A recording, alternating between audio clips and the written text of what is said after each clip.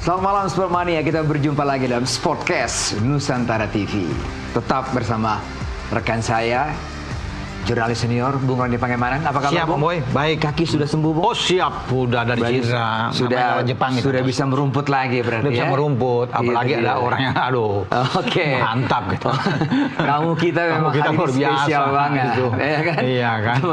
Ini bukan teman lagi, coach kita juga. Ya kan? Coach Banur, Bambang Nurdiansyah. Selamat malam, Bung. Malam, Bung. Boy, Bung Ropan. Coach, kawan jauh biasa. saya dua-dua. Iya, ini gua kalau keinget coach ini keinget bahwa kita berdua Surabaya ya. Iya, luar itu dia. biasa. Coach Juara, kita kan. juara Kita nggak bisa sejauh dilupakan itu, Bos. Itu legacy. Itu legacy. Susah dilupakan fakta kan. Bahwa beliau bawa pasti Sportmania juga sudah tahu persis siapa Bambang Nurdiansyah. Apalagi pencinta bola zaman-zaman dulu kan. Sudahlah. Saya coba menghitung top skor gol-gol yang dilakukan oleh Banur. Nggak kehitung, Bang. Nggak kehitung, Coach. Ya kan? Terlalu banyak. Di timnas, di klub segala macam. Jadi tepat sekali kalau malam hari ini menjadi narsum kita di sini. Iya. Karena pembicaraan kita masih seputar sepak bola ini, Bung Banur. Coach Banur. Jangan bicara politik. Iya. Saya nggak ngerti politik.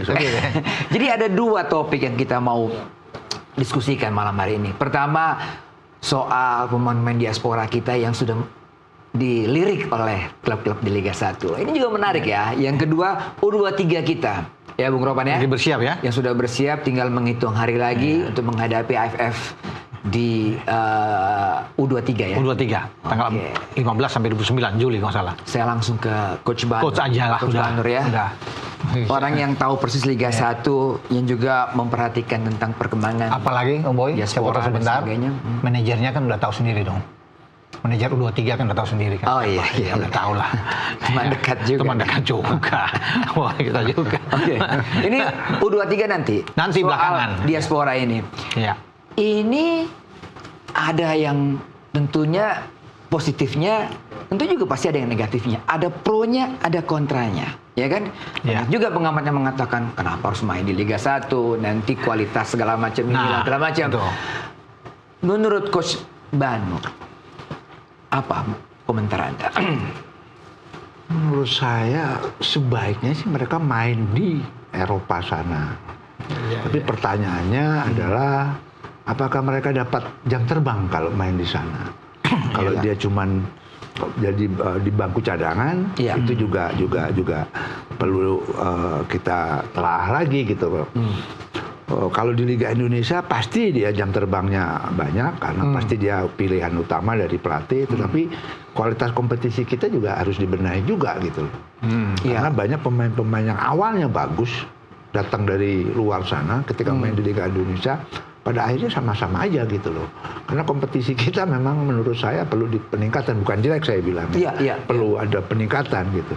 Tapi kalau saya suruh memilih lebih bagus dia main di Eropa sana, Bung, gitu loh. Betul. Karena atmosfernya juga berbeda, persaingan juga berbeda dan yang pasti kompetisinya lebih berkualitas dari kita, Boy, gitu kan. Nah, pertanyaannya sekarang apakah mereka di sana dapat jam bermain dengan baik? Itu akan kalau di Indonesia pasti pilihan utama pelatih yang dia akan main di klubnya kan gitu. Tapi kualitas kompetisi kita harus diperbaiki. Kualitasnya seperti apa? Kalau memang mereka terpaksa harus main di Indonesia ya dan Liga harus memperbaiki kualitas kompetisi kita lah, gitu kan. Terutama kalau menurut saya jadwalnya yang padat. Indonesia ini kan luas. Kadang-kadang pemain itu dari kota ke kota, dari game ke game, itu akhirnya bukan kualitas yang kita tampak, sudah kelelahan gitu. Karena kan perjalanan juga jauh, Bung. Dan kalau dulu masih mending ada dibagi dua grup ya.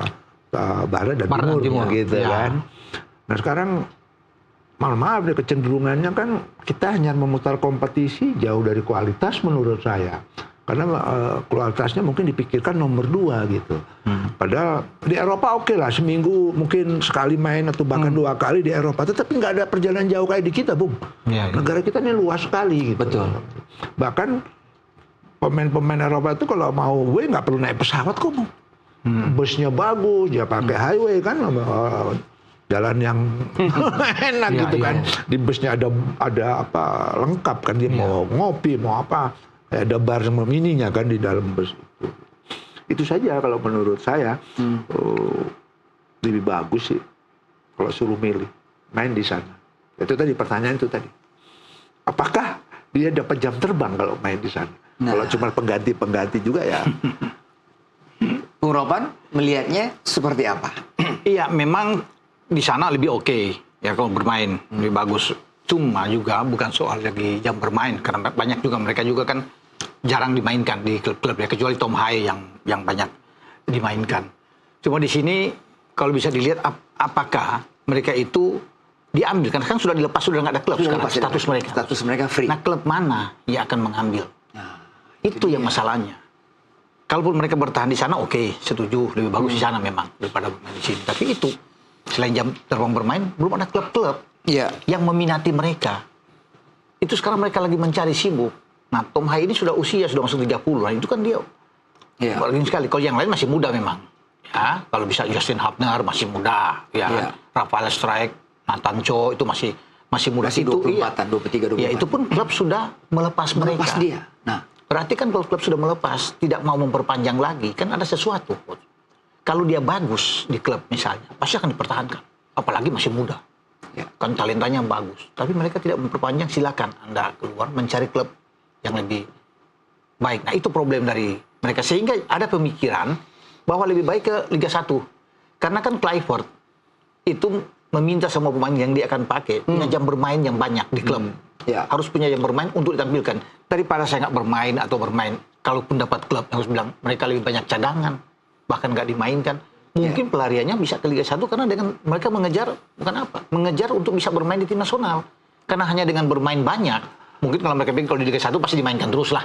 Pasti jadi pilihan pemain utama. timnas, maksudnya pasti jadi pilihan utama. Cuma kan nanti mereka lebih sulit untuk mau balik lagi keluar. Sampai di sini akan pensiun sini. Akan sama seperti Lili Pali kan. Begitu datang ke sini ya di Borneo sampai tua. Diego Michels juga kan begitu datang. Padahal klub-klub bagus kan, dari Go Ahead Angels. Datang ke sini sudah nggak bisa bikin apa-apa. Usia sudah tua. Ya, untuk dia berkembang. Tapi kalau mengejar masuk di tim nasional harus bermain terus di klub. Itu kan menjadi ukuran bagi Clifford. Nah, itu yang mungkin bisa ke sini. Tapi kan apakah kompetisi ini bagus? Kalau bicara di ASEAN aja kita jauh, nomor sekian, nomor 5 atau nomor 6, nomor 8 bahkan ASEAN bukan di ASEAN, Asia. Bukan Asia loh, di ASEAN aja. Di bawah Thailand, di bawah Vietnam, di bawah Malaysia, bahkan di bawah Kamboja juga. Nah, itu kan jadi harus berpikir bagi pemain-pemain ini kalau saya tanya. Coach Bandar, kalau tadi Bung Ropan menyinggung soal mereka yang tidak dapat tempat di klub. Artinya ini kan berbicara mengenai kualitas mereka.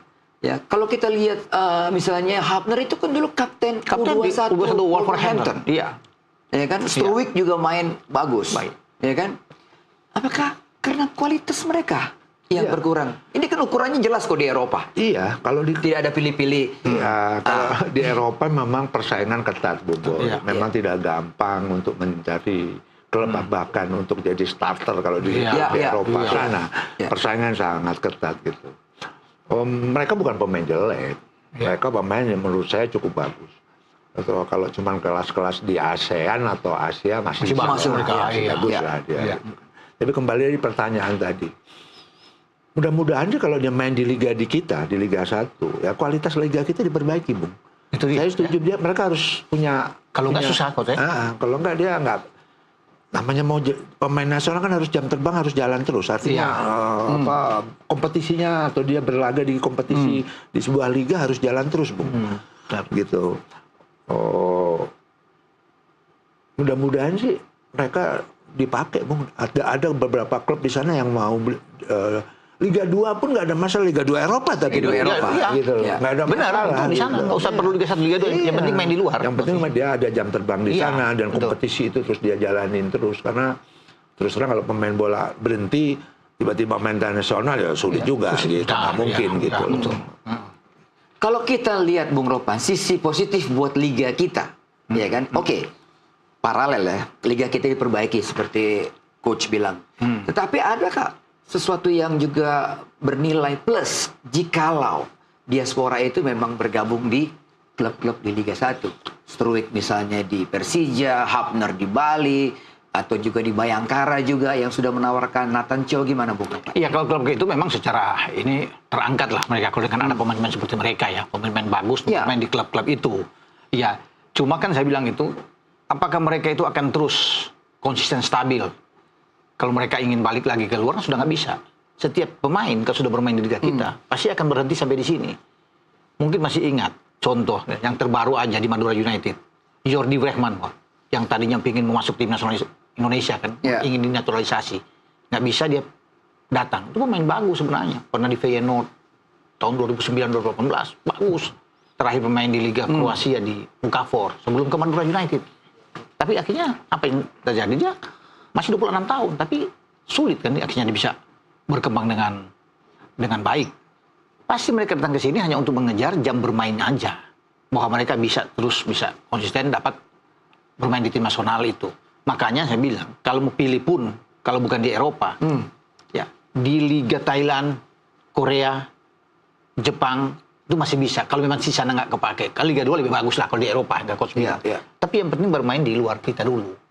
Jangan ke dalam. Sain Patinama kan konon setelah keluar dia mau dicoba-coba ke Bayangkara. Tapi akhirnya ada Buriram. Ya, yang rumor saya beredar itu di Thailand. Bermain di liga-liga di luar Indonesia masih bagus dengan kompetisi yang di atas kita. Masih bisa dijamin. Tapi kan semua berpulang kepada pemain itu sendiri.